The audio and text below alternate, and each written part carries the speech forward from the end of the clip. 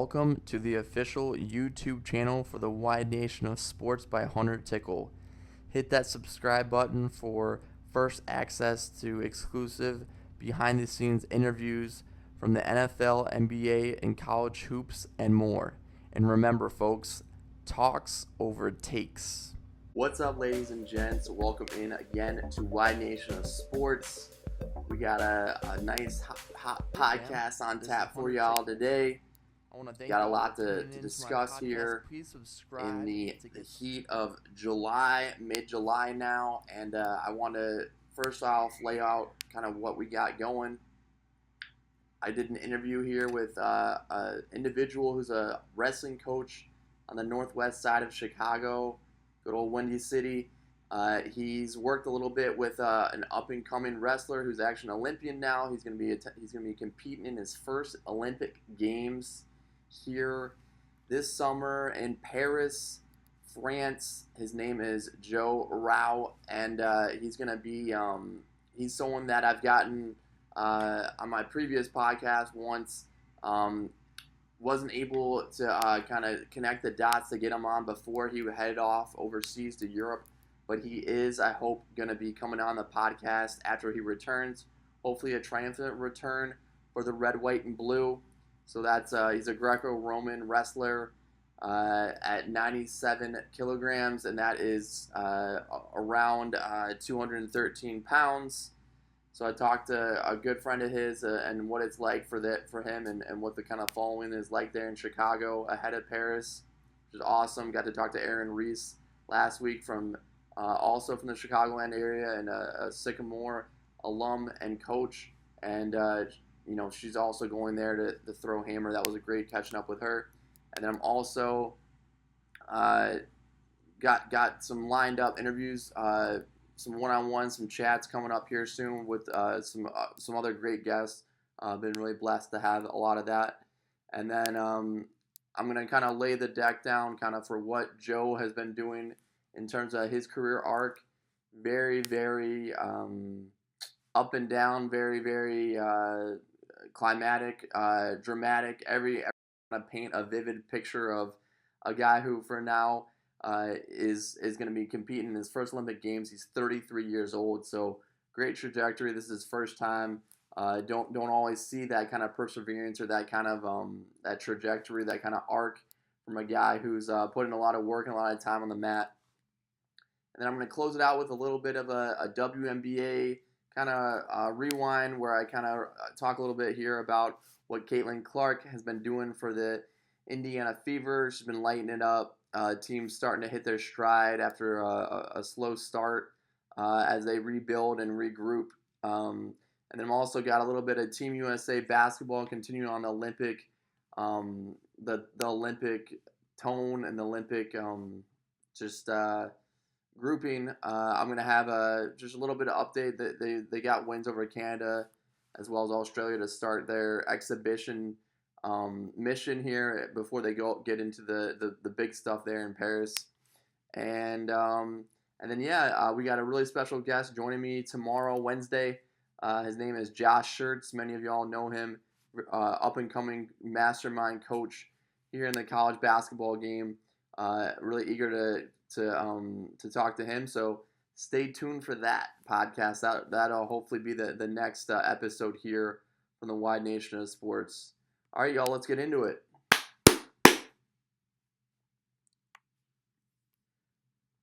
So Joe Rao is, as I said, kind of a really interesting case of a performer and an athlete who just refused to quit. He did retire once, but continued down his passion, his trajectory, his goals, his motivation to be an Olympic wrestler, and he got it done. He got the job done. On April 20th, he qualified for the Olympic Games after several twists and turns, close calls, whether it was in 2016 when he qualified, but the weight class of the Greco-Roman style for America didn't qualify, so he was left staying home from those games. And then in the 2021 lead up to that in Tokyo, he had a really close call again. This time the weight class did qualify, but he ended up losing a really close match he had with a competitor. He lost by 2 points. He had two 1 point losses, I should say, and he ended up taking his decision to an arbitrator. That's ultimately when he decided to retire, but came back, still going. Wasn't his swan song, and now he is going to the Olympics. Got the job done. Really, gotta love those stories. Gotta love those narratives behind guys who just don't quit, refuse to quit, refuse to let a little bit of heartbreak stop them. You know, have the opportunity to go and try to compete again. They don't get bogged down with other life situations. When you're 33, when you're 29, 25, like those are kind of your prime years. And once you kind of don't make it, it's easy to just fall off and say, well, it was a lofty goal, would have been great, but it's time to move on with life. And there's several reasons why you move on with life, whether it was family, whether it was a career, whatever that was. But Joe stuck to his guns, and he's going now, and hats off to him. And yeah, he bested Alan Vera 2-1, April 20th, in the 97 kilograms weight, which is 213.8 pounds, to get it done. And now, pardon my butchering of the French, but he's going on August 2nd. He begins his Olympic Games. He's going to the Grand Palais Éphémère, which is it was built in 2021. It's a temporary exhibition hall, and it's something that, from what I hear, is something that's still standing, still something that's still around just for these specific summer games here in Paris. So, like I said, 97 kilograms, Greco-Roman, and he's gonna be there. And the guy who loves improv comedy, who is constantly a fixture in the Windy City scene in terms of the comedy improv clubs. He and performing. He's gonna be gracing us with his presence there in Paris, and really just a really cool story. Today we have a former coach at St. Ignatius, Calumet College, and now he's in his second go around as the wrestling coach at St. Patrick in Chicago, Illinois. That's the northwest side. He was a part of the 2003 team. He wrestled there with the Shamrocks, and that team was inducted into the St. Patrick Hall of Fame. He was also a state qualifying grappler with the Shamrocks, and then later at McKendree University, the next level, he was a four-time NAIA national qualifier. Dominic Angelo, welcome to the show. Hey, thanks for having me, man. It's good seeing you. It's been a while. It's great to have you, man. I wanted to ask you, last time we talked, it was around, it was like the heat of COVID, that spring of 2019. And I wanted to hear from you. You had all kinds of stories going on with the Chicago Fire Department, in terms of being a firefighter and what you had going on. Things settled down a little bit there for CFD for you right now? A little bit. So when I first got on, we were actually the first class in 20 years, my academy class, that got put on what was it, like a 3-month stint where we were detailed out for 3 months. It was like I don't know what they called it, but didn't happen for like 20 years. So we were the first ones. We got sent for 3 months. I was on the southeast side of the city at like 75th and Stony Island. So kind of got thrown into it, right away. After that 3 months, I got moved up to the north side of the city, actually about 10 minutes from my house in Edison Park, about 10 minutes from St. Patrick High School where I coach at. So it's kind of like a perfect little, place where I want to be. We still get our fires. We caught a fire this morning. But it's definitely not like it was down there, Yeah. So calm down a little bit. You were moving around a lot. There was a lot going on then for sure. Yeah. So I guess for this intro, I wanted to hear, you're a veteran wrestler, you're a veteran coach. You've seen some people go down with some pretty brutal injuries. You've seen some pretty brutal moments, I'm sure. Your time on the mat though, what can you give me like your most gruesome injury that you had? Oh, actually, I'm dealing with one right now. I tore my ACL for the third time in January, and after I got off work, I went to St. Pat's to let my nephew in the school for lifting, and I was shooting around a basketball and it just gave out on me. But that's probably the ACLs. That was the first time I did it. I actually wrestled my first national tournament with no ACL. I wrestled for 4 months. The end of the year, no ACL. Went to the national tournament, no ACL. They said, "Hey, it's torn in like mid-January. Like it can't tear anymore. You can either have surgery now, lose your season, or have surgery after the season." So I go, all right. Well, they braced me up and went to the national tournament, and it had an okay go. Then I won a couple matches, but it definitely slows you down. Back then I could deal with a lot more than right now. I Mhm. definitely feel my age a little bit Yeah. right now, but Those wrestlers, man, they're tough suckers for sure. yeah, yeah. Can you break down for me, uh I got to work with you a little bit there in Chicago as well as Tom Keller, yeah, Keller? Kelleher, Keller, yeah, yeah. yeah. And with Team 312 Wrestling, it's a Mhm. club there in Chicago that is helping provide year-round wrestling to guys who are interested and just want to keep going at it on the mat and keep getting into it. Yeah. Um, what can you tell me about some of the developments you've had and some of the progress you probably have seen from having a program like that?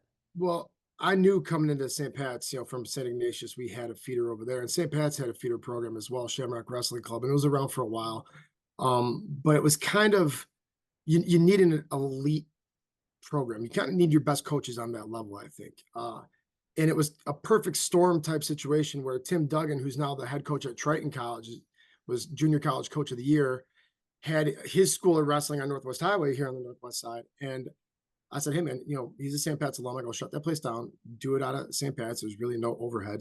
I don't want any money or anything like that. Whatever you make is yours." Every kid in the neighborhood was going there. So he shut down that shop, came in, we started Team 312 in 2015. And since then, I believe 312 has given us, I want to say 15 or 16 state qualifiers and 11 state place winners since 2015. We've had 13 state place winners since I got there in 2015.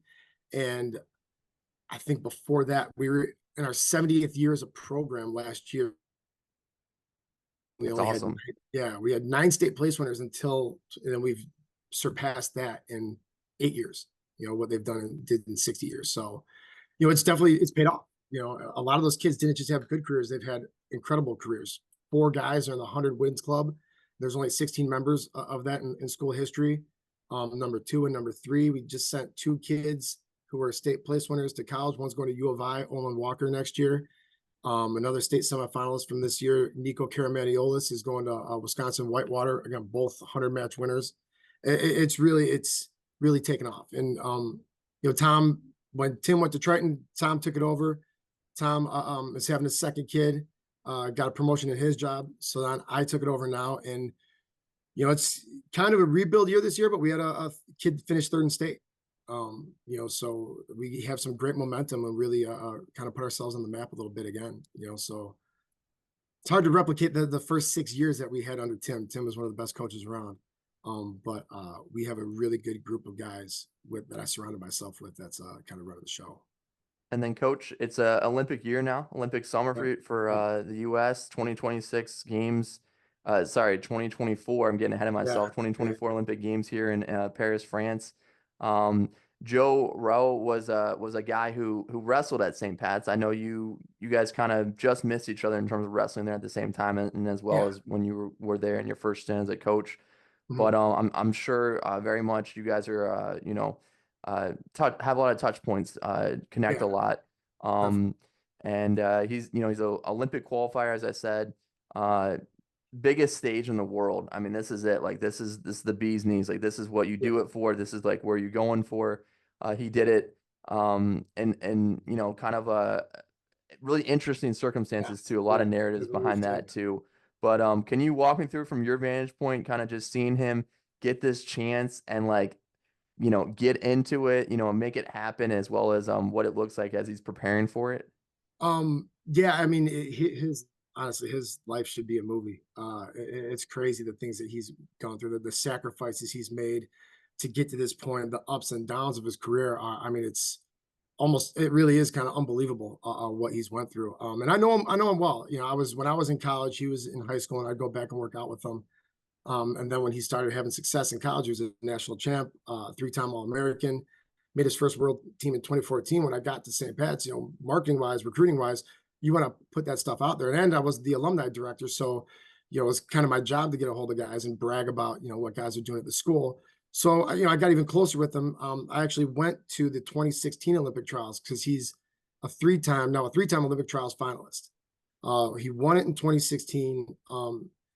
But failed to qualify the weight. I think he had one chance to do it in Turkey, and I believe there was like a civil war or something like that. They couldn't go to Turkey at the time, and then he went to another country. I believe it was Hungary. Ended up losing the qualifying match to a guy that he beat earlier in the year at Pan Am's. So he won the Olympic trials, wasn't able to compete in Rio. 2020 happened.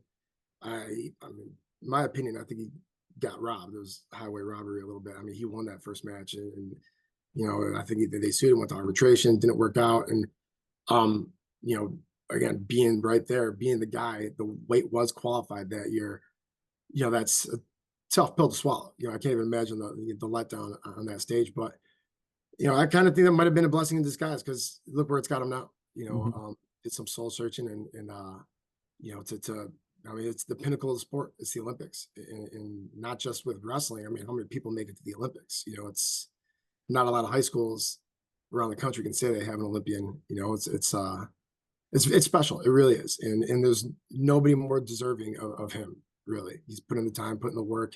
You see him all the time. He works out with one of our coaches actually when he's in town, and he's just done that for over a decade now. He's tireless. And Mhm. there's an old Tom Brands quote from a movie they had about Terry Brands, that the father used to say, you only deserve what you earn, and he's earns this and deserves, to enjoy, this whole experience. I hope he does. And we're all looking forward to watching him. It's a very exciting time for all of us. It really is.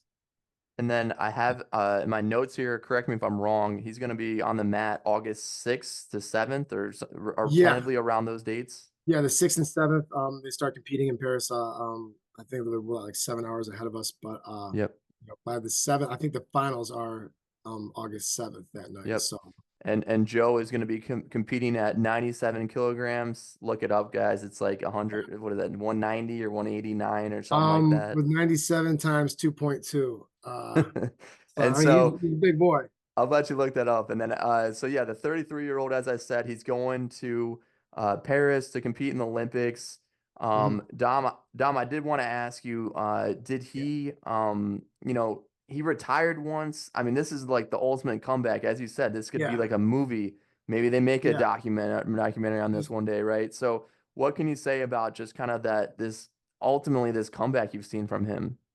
so yeah, I mean, it's a comeback. Definitely, mentally, it's a comeback for him. I believe. Just because again, to be so close 2 different times, and the last time in 2020, I mean, he tech fouled that guy within the first 30 seconds of that first match, and there's some issues with the referee being, a Marine guy. He was a Marine, and yeah, I think he reversed the call on Joe's points because he said he was choking him out, but you could choke people out, and it doesn't matter if you're executing a move and somebody happens to be Interesting, man. Tough guys, executing. Yeah. man. I can't even Um, imagine. so yeah, Um, they have that letdown, but I don't even know if we could really call it a comeback because he's been dealing with adversity his entire career. So we mhm. had him come back and talk to the kids. I got a hold of him. He came back to St. Pat's, I think about a month ago. I went and picked him up and drove him home. And the conversations we had on the way home, he was like, "Yeah, man." He goes, all these years of, you know, just I mean, he was like sleeping on random people's couches in Europe, of friends of people that he met at European tournaments, international tournaments, just pretty much strangers, just to get that international training. Mhm. When he first got to the Minnesota Storm, which is a reputable club in Minnesota, St. Paul, Minnesota, Greco club. He's like, man, I was kind of living on my one of my coach's couches in a real bad neighborhood and didn't have a lot of money. And all these people are like, hey, man, what do you do? Yeah, you're good, but are you that good to make it to the Olympics? Trying to talk him out of it. Like any kind of adversity that could present to somebody, he's met it. Like, hey, should I quit? What am I doing? That's a lot of self-sacrifice, sacrificing relationships and time, and I mean all of his 20s to pursue this dream. So he's kind of been dealing with a lot of adversity, the entire time. And I mean, he's the most humble guy you'll ever meet in your life. He's just positive and outgoing and welcoming, and to keep that kind of attitude during all that is something that is really amazing. I got to talk to him right around the time we last talked. Yeah, And pretty articulate guy, man. Funny guy. very, I know he does improv comedy yeah, throughout yeah. Chicago, the Chicagoland. But in terms of advice for sports, whether that's as well as going over into the spectrum of like, talking about just getting through hardship in life, like any strong words of advice you got from him or you felt like the kids got from him at St. Patrick's? Yeah, so he said something. He said at the school, he told the kids, he goes, listen, he goes, I was walking the same halls you guys are walking, sitting in the same seats you're sitting in. And he goes, things were not going the way that I planned in high school. I thought I was going to be a 4-year state champ. I was going to be a 4-year starting running back, valedictorian, and the total opposite of all that was happening. Like, he had a very good career. Obviously not up to his expectations, but there were some issues. He was having a hard time, kind of adjusting to high school, and right towards the end of his senior year, going into that summer, and then when he went to college, he just stuck with it. He said, even though don't let anybody tell you that you can't do something. He goes, if you would have told me in 2009 that I was going to be an Olympian, you would have been laughed out of the room. He goes, but don't let somebody not tell you can do something. Just stick with your dreams, stick with what you want to do. Because I kind of stayed with it, dealt with everything, kept pushing, kept pushing. He goes, maybe you'll be 33 and talking to your high school one day. So yeah, it's just gotta stick with it. Nobody believes in him more than him. So I think that's really what these kids took away from is, believe in yourself, and really anything can happen. It's really, really remarkable what he's done. And then when you look at some of his potential bouts coming up here in Paris, Mhm. you can go ahead and give me the pounds here. But yeah, what in I addition think to it's that, what 213 and a half pounds, I believe. 213? So that's a big dude. That's a Yeah, big it's big. guy. Yeah, yeah. What can you give me for maybe some of his bouts that you're looking at, and can he hold his weight? Literally, like can he Yeah. hold his own Um, in the biggest stage? And then after that, maybe give me some names for maybe some other weight yeah, classes. definitely. So with Greco, we've been doing really well as a country in freestyle. Greco, Greco's tough. The rest of the world is a little bit ahead of us in Greco-Roman, but I know that the top guys are like, Armenians, Iranians. They're 20-year-old guys that are just built like action figures. Traps up to their ears. They're all huge. But I think what, again, with 2020 happening, that Joe has so much experience on the international level. He's got a certain strength, experience. Nothing's going to surprise him. I think he's got the perfect amount of this. I think it's, again, another perfect storm type situation where he could really do something special. He's been on that scene for so long. He was a Pan Am's champ. I don't think there's anybody really he hasn't seen or hasn't prepared for on the world stage right now. So I think he's prime, set, and ready in the Olympics. Everybody knows it's you're one shot there. I think it happened. You see things like that all the time. And I know he's not going to hold anything back, though. The last time he competed at Olympic trials, he looked phenomenal. That guy that he beat, he's never beaten before, and I believe was ranked 20th in the world at the time. And Joe went out there and kind of had his way with him. It was extremely offensive. Looked great. It was the best version of him I've seen. So, I know he's hungry. And again, I think we're going to be rooting for him, but I think we're going to be in store for something special. Coming home with a medal, that'd be great. I think it could be a perfect time, better You time. mentioned Greco freestyle. Americans do pretty well. Yeah, So freestyle we do very well. Greco-Roman, we're not as okay. successful on the world stage. Yeah. Where do Mhm. you think the Team USA is at in terms of medaling potentially here in wrestling? In freestyle, we should have one of the best teams there. I believe we have a very, very good freestyle team. Greco-Roman, again, it's a lot of veteran guys. There's another kid on the USA Greco team. Actually, there's 3 guys on the world team. One of them is going to the Olympics as well. Kamal Bay and Ellis Coleman are both from the same area that we are, Oak Park River Forest. We usually wrestle OPRF.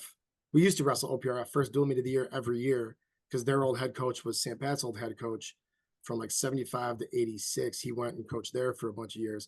So you have 3 guys from that little corner of Yeah. Chicago all on the Olympic team. So a lot of experience. They've been on world teams. I think the two guys from OPRF have like owned their weight classes for the past 5, 6 years, or maybe even more than that. So you got a lot of experience. A lot of guys that are ready to break through that have been placing at these international tournaments a lot this past year. A freestyle team, honestly, I think they're expecting a lot of gold medals out of those guys. So go back Uh, to Joe. You mentioned yeah. how, he's been through a lot. He's definitely Mhm. battle tested on the mat, battle tested, up top in his brain. Yeah. Do you see him being 33? Do you see any glaring, like, physically what he's gonna have to overcome there in Paris? When I was with him last month, he looked in incredible shape. Before he was kind of burly. He was when he was first getting to that weight class, he was big. He was real thick. He looked trimmed down. He looked in like fighting shape right now. He was slim. He was trim. He looked strong. He just looked good. Like he's ready to like stand in fighting shape all year round. And I've never seen him really that cut up, that primed and ready to go right now. So physically, I don't really know if he's dealing with any ailing issues. If he is, I'm not gonna, kind of out him, but I don't really think he is. I think he's in really good shape right now. He's taking care of himself. And we did actually speak about this, how much science and technology is out now to take care of yourself. He goes, if I would have known that in 2016, or if guys I know that would have known how to train a little bit better, there would have been, more medals on the Greco side. So Right. I think he's all in, man. And I think that there's crossover there for other sports, football, Yeah, basketball. I mean, I think absolutely. the science and the medicine is only going up. Yeah. All Actually, right, when I guys, was we got dropping him off, he was going to a meeting with the Olympic Committee talking about his diet, his training, and what they're going to be doing over the next couple months. So they're all tuned in with him right now. So Guys, we mhm. got Dominic Angelo. He's been a part of helping out, I believe, the director of alumni relations there at St. Pat since 2015. He's been the 3-1 team 312 wrestling coach since 15. He's in his first year of coaching at St. Pat's here in Yeah, yeah. 2023. He was, and then his second stint, his original one came in 2015 and 19. Mhm. He also mentioned Dean, his nephew, earlier. He's Yeah, also with yeah, the wrestling with the green and gold. yeah. Dean Angelo the second. Um, He's the third Dean th- Angelo to go to St. Pat's. Third Yeah, now. Okay, yeah. there you go. The sixth Angelo to go there now. Yeah, That's awesome. yeah, so, I mentioned earlier about Joe doing comedy, throughout the Windy City. yeah, He's a funny guy. I mean, I've been yeah. talking to him here in a minute, but he's a funny dude. He definitely can get a good chuckle out of anyone. But Oh, absolutely. Yeah. do you have a good story surrounding comedy with him, or maybe a one-liner you've gotten from him over the Um, years that has been I can gotten think of you? a couple of stories I probably can't tell. But I actually hooked him up with a good buddy of mine, who is a St. Pat's alumnus. I actually introduced him to his wife, Joe Kilgallen. He at one point had the highest selling comedy album on iTunes. I think it was like 2017, 2018. So I know those guys are hooking him, and Joe's kind of like, looking out for him a little bit. But kind of one-liners and everything. Again, the ones that are PG-13, I really don't know. It's really kind of just all wrestling talk when I see him, unless we're out. I've taken him to, I used to bartend at Murphy's Bleachers in Wrigleyville. Yeah. Um, and yeah, a lot of the good stories happen How there. much does he just like keep it light on the mat? I mean, I know there's moments to go, right? Moments to kind of Yeah. chill. Like, how much does he keep it light when you guys aren't in like crunch situation I and it mean, keeps things all the going? time. Like I said, he's super welcoming, super inviting, and he's always in a good mood. That positivity kind of just radiates off him, and it makes everybody feel good around him. But like I said, when he is in the room, so in 2016 we had kind of St. Pat's a little diamond in the rough because we do have success on the next level. And that year, we had him winning the Olympic trials. We had Joe Fagiano, who was a D2 national champion, and Steve Galliardo was a D1 national qualifier for Brown University. So all three guys in the same year. And Fagiano was a heavyweight at California Baptist. And this is when Joe was a little bit bigger. They were home for Christmas break because they were both wrestling. Actually, all three guys were wrestling in the Midlands Championships at Northwestern. And when those two worked out, like they cleared the room out. They took over the entire room and we're going Mhm. from wall to wall. Their shirts were ripped by the end of it, and the high school kids were getting out of the way, kind of leaving. I go, get back in here and watch these two guys. Like you guys don't understand what's going on right now. This is And Fagiano, he actually beat a couple D1 All-Americans that year. And ended up becoming California Baptist first national champ. He was a two-time D1 qualifier for Indiana. It was a state champ for us back in 2007. And to see those two, kind of legends of St. Pat's go at it for about an hour. I mean, it was really, really kind of awesome. So both guys, flipped the switch, and some of the most humble guys off the mat are savages, on the mat. So it's awesome to see, man. It's awesome to be a part of. Yeah. Good old Joe, man, delivering comedy gold and delivering Yeah. wrestling Yeah. gold right there, man. Quite the Yeah. quite the, Two the two tandem totally right different there. worlds, that's for sure. Yeah. Mm.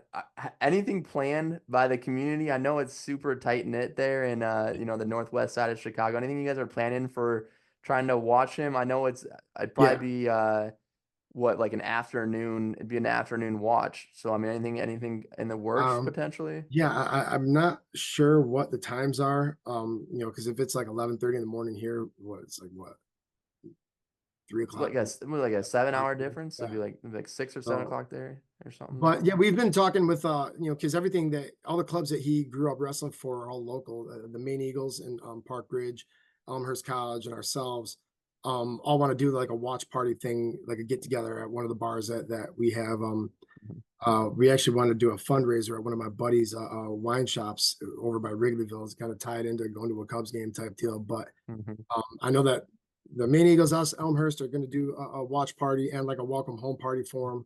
It's tough because right now he's getting pulled in so many directions that Mhm. we'll take him when we could get him type That's deal. right. The welcome home party might not be until October, who knows? But it's definitely in the works, though. Yeah, Definitely. Yeah, I plan on catching up with him too. Well, yeah, thanks so much. Again, yeah. we got the St. Patrick wrestling coach, Dominic Angelo. It's been a Mhm. pleasure. Thanks again for taking the time. Definitely. Yeah, absolutely. Appreciate having me, man. WNBA. It seems more and more that you keep hearing about the women's game, hoops game, and that it's become really relevant, really something that is a water cooler talk for a lot of people, and it's interesting because I do think that this is the most it's picked up in a long time. I know it came around right before the Major League Soccer came to America in '96 or sorry '97, and I think it's really interesting because there's always kind of a soap opera drama kind of surrounding the NBA, and that's kind of trickling down a little bit towards the WNBA. I don't want to make too many comparisons between the two leagues because they're two different beasts. The NBA's been around for a long, long time and been one of the top sports, if not the top main attraction and feature for sports in the U.S. And the WNBA is really just kind of in its infancy stage. It's really, I mean, it's not brand new, but compared to some of the more established leagues, I would say, let's say that, like the NFL, the NBA, Major League Baseball, they're um they're really really on the infant stage in terms of their development. But yeah, there's a lot happening in about an hour away from me, hour away from Terre Haute in Indianapolis. The Indiana Fever are the talk of the WNBA. They're the talk of the nation. Caitlin Clark specifically is drawing a lot of eyeballs to the league, selling out a lot of NBA arenas, selling out Gamebridge Fieldhouse, doing a lot of things. And I just want to give a brief update on kind of where they're at. They're almost at kind of the not the midseason, but they're almost at the Olympic break, which kind of signifies kind of like a massive spot to be kind of gauge the temperature, barometer, gauge where they're at, gauge where the league's at. They will be off for a month for the Olympic Games. That's something that is not. That's something that's traditionally done, and that's going to happen a lot for sports that happen in the summer like that. Like for instance, Major League Soccer, they go during the summer. Well, they take World Cup breaks. I think they might take a shorter one, maybe 2 or 3 weeks, but they are one that has to do that. And unfortunately, when you play in the summer, all the international tournaments and games for basketball, soccer, Olympics, like World Cup, continental tournaments are going to be take place during the summer. It's typically the down season. That's like the international season, really, for most of those games, those international teams, those national teams. So that's just, yeah, like I said, that's just a con to having a league in the summer. But it is what it is. They'll be fine. Let's look into kind of what the Fever have done so far. So obviously they had the top pick. They took Caitlin Clark, so not coming into the season with a lot of expectations or a lot of like a loaded arsenal in terms of what they could do and what they're looking at. They're definitely rebuilding. Um, they ended up starting the year 0-5. They dropped their first 5, and then they dropped 8 of their first 9 games for a really, really slow start. And so they started out the year. They ended up starting the year 3-10. So 3-10 was kind of their low moment from that juncture. They won 4 in a row though. That was their best winning streak so far to get to 7-10. And then their signature highlight, their shining moment here, their kind of their glasses half full kind of come to moment here in the early going was when they knocked off the New York Liberty 83-78 in Gainbridge Fieldhouse. That was on July 6th. And as the Liberty noted, this is kind of be expected. This is what's gonna happen in the WNBA when you have these teams playing each other a lot.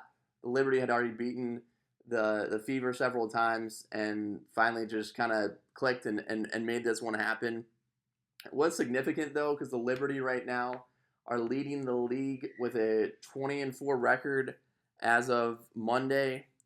And they lead the league by a game and a half, got a game and a half cushion to be the top seed. There are 12 teams. They're all in one division. They got a game and a half lead on the rest of on at least every team in the league. So recently, Caitlin Clark has been catching fire. She, in a span of 7 days, 3 games, she dropped 39 dimes. That was 13 assists in 3 straight games. All of them matched the franchise record for assists in a single game. And from what I saw from her, when I watched her the other night, she was playing on Friday. I believe it was against the against Phoenix Mystics. Let's see here. Let's look it up.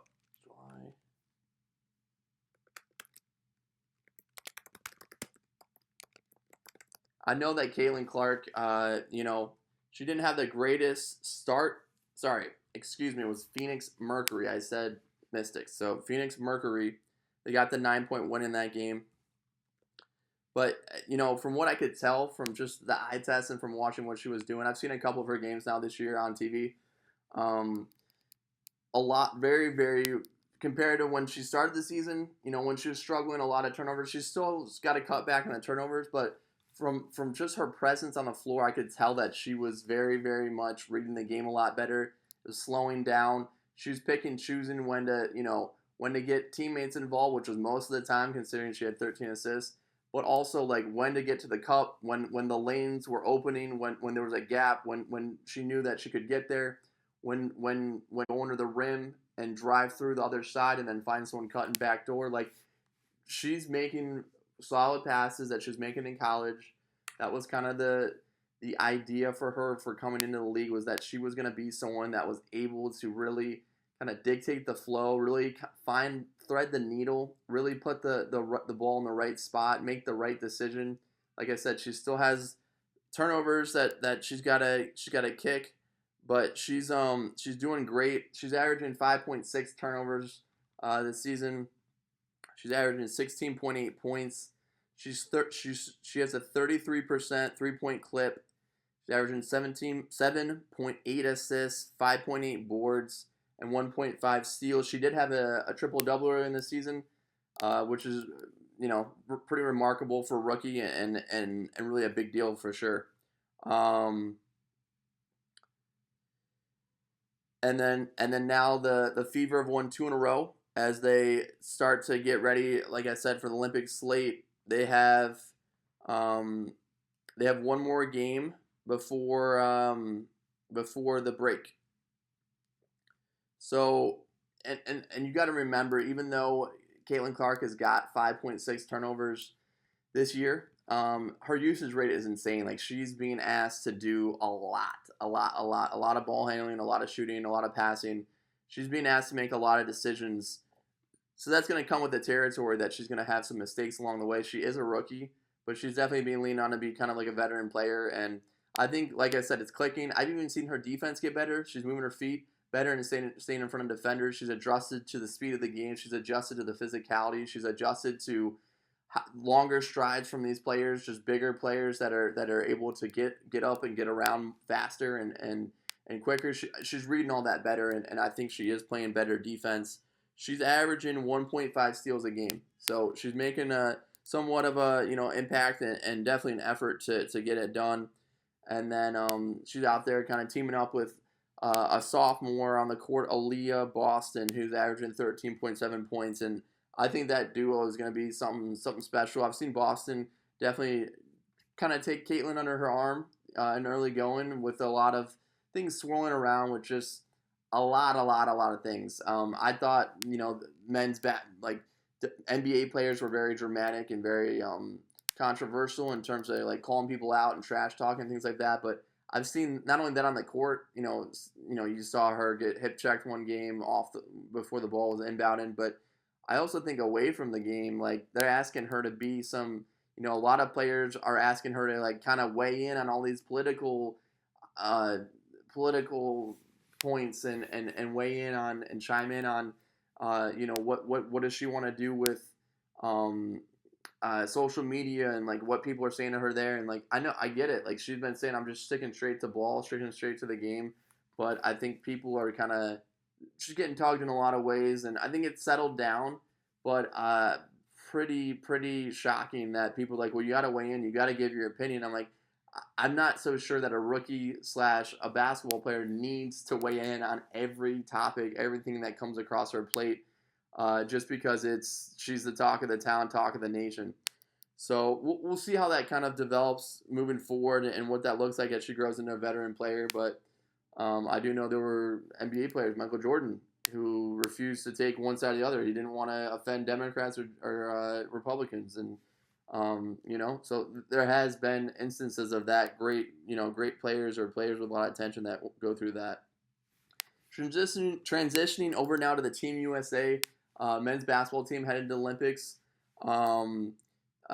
This team is stacked. The women's team is also stacked. Caitlin Clark is not heading to the women's game, by the way. She's got to wait her turn, bide her time. But the men's team is definitely very stacked. I did want to note, I was somewhat surprised that Jaylen Brown wasn't being asked to go to the Olympics as a reserve replacement of Kawhi Leonard. I think he plays great defense. I think he could add a lot to the team, but he was left off. I don't know that there's a lot to be said about this. I know there's a lot swirling around from him and from others referencing a potential, Nike's just drop like controversy or like a Nike spat. But I do think it just didn't happen for him, and I think ultimately with everything as it is, everything as it goes, like it's always a bummer when you don't make it to the Olympic team, when you don't get to kind of like actually get that notoriety. But Jaylen Brown, I think, and any American player, any American fan just needs to get behind the team and see how they do, and hopefully bringing in a guy like Derek White will be a great role player for them. But you just the cup isn't just always overflowing with just kind of how it should go, and just nothing's ever very clear and very clear cut and dry. So we'll see how that develops. I do think after watching them play, they beat Canada in the first game 86-72. Canada's supposed to be considered one of the top contenders with the U.S. for the gold medal. And then they also the U.S. beat Australia 98-92 this past Monday in Dubai. They're going to be in Dubai a little bit longer, and then they'll be going to London. I do think it's interesting. Both of those were supposed to be really, really great competition. The Aussies did force the U.S. into 18 turnovers in the second game. Again, this is a 40-minute game, so the 18 turnovers over the course of 40 minutes, that's a lot. That's a lot. U.S. also had 15 against Canada. So it does look like with possessions being at more of a premium in a shortened game, that the guard play is going to be big.